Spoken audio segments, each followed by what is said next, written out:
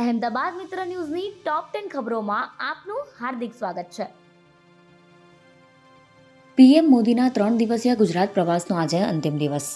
સવારે 9 વાગે પીએમ મોદીએ જર્મન ચાન્સેલર સાથે ગાંધી આશ્રમની મુલાકાત લીધી. ગાંધી આશ્રમ ખાતે પ્રધાનમંત્રી નરેન્દ્ર મોદીએ જર્મન ચાન્સેલરનું સ્વાગત કર્યું. અહીં બંને નેતાએ ગાંધીજીની પ્રતિમાને પુષ્પાંજલિ અર્પણ કરી હૃદયગુજરી મુલાકાત પણ લીધી.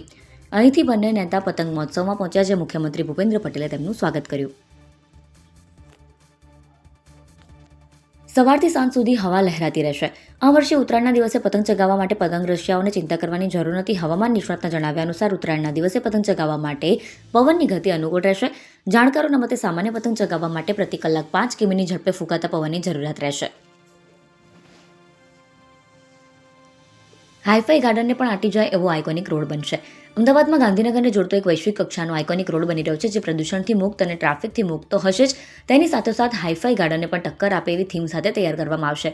આ આઇકોનિક રોડને અર્બન લંગ્સ રોડ તરીકે વિકસાવવામાં આવશે, જે શહેરી વિકાસનું પણ અનોખું ઉદાહરણ બનશે.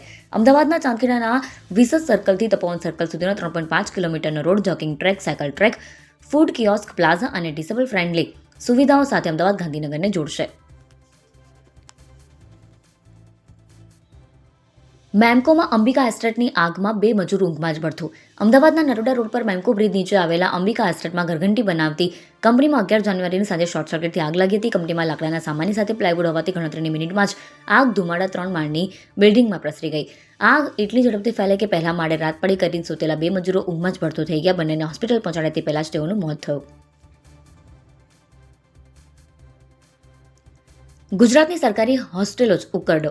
સુરતની દક્ષિણ ગુજરાતની પ્રતિષ્ઠિત વીર નર્મદ દક્ષિણ ગુજરાત યુનિવર્સિટી સંલગ્ન સમરસ હોસ્ટેલમાં 10 જાન્યુઆરી મોડી રાતે ભારે હોબાળો મચી ગયો હતો. લાંબા સમયથી ચાલી રહેલ પાયાની સુવિધાઓની કમી અને નબળા ભોજન વિરોધમાં અખિલ ભારતીય વિદ્યાર્થી પરિષદ ABVP દ્વારા ઉગ્ર આંદોલન કરવામાં આવ્યું. ન્યાયની માંગ સાથે સેંકડો વિદ્યાર્થીઓ કડકડતી ઠંડીમાં હોસ્ટેલના મુખ્ય ગેટ પર જ સૂઈ ગયા હતા અને તંત્ર વિરુદ્ધ સૂત્રોચ્ચાર કર્યા હતા. પારડીમાં કાર ચાલકે ટુ વ્હીલર ચાલકને છરી બતાવી રોફ જમાવ્યો. અમદાવાદના પારડી ચાર રસ્તા વિસ્તારમાં એક નાની બાબતને લઈને ટુ વ્હીલર અને કાર ચાલક વચ્ચે થયેલી સામાન્ય તકરાર ઝડપથી ઉગ્ર ઝઘડામાં ફેરવાઈ ગઈ, જેમાં કાર ચાલકે જાહેર રસ્તા પર જ ગાડીમાંથી છરી કાઢી ટુ વ્હીલર ચાલકને મારી નાખવાની ખુલ્લી ધમકી આપી. આ ઘટનાનો વિડીયોના કારણે લોકોમાં ફફડાટ ફેલાઈ ગયો, જેમાં કાર ચાલકે લાલ દરવાજા આવી જા, તારું મર્ડર કરી નાખીશ જેવા અપશબ્દો બોલીને ધમકી આપતો જોવા મળે છે.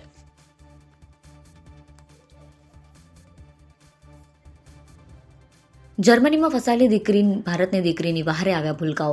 જર્મનીમાં ફસાયેલી ભારતની દીકરી અરીહા શાહને ભારત પરત લાવવા માટે હવે ભૂલકાઓએ મોરચો સંભાળ્યો છે અને બેબી અરીહા કરી પોકાર મને બચાવો ભારત સરકારના નારા સાથે વહારે આવ્યા છે.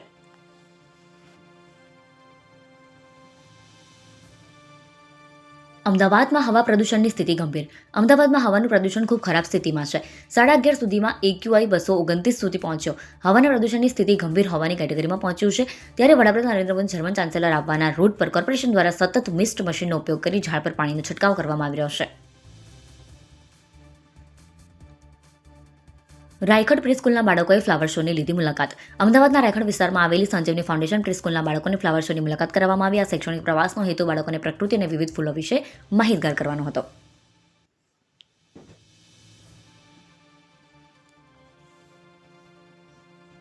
જૂના વાડજ બસ સ્ટેન્ડ નજીક રોંગ સાઈડમાં ટ્રેલરે એકને અડફેટે લેતા મોત. અમદાવાદના જૂના વાડજ વિસ્તારમાં આવેલ MT બસ સ્ટેશન પાસે મોડી રાત્રે રોંગ સાઈડમાં ટ્રેલર ચાલકે ટ્રેલર ચલાવીને આવ્યો હતો અને કોઈ અજાણ્યો રાહદારી ત્યાંથી પસાર થતો હતો, ત્યારે તેને અડફેટે લેતા એનું મૃત્યુ થયું હતું.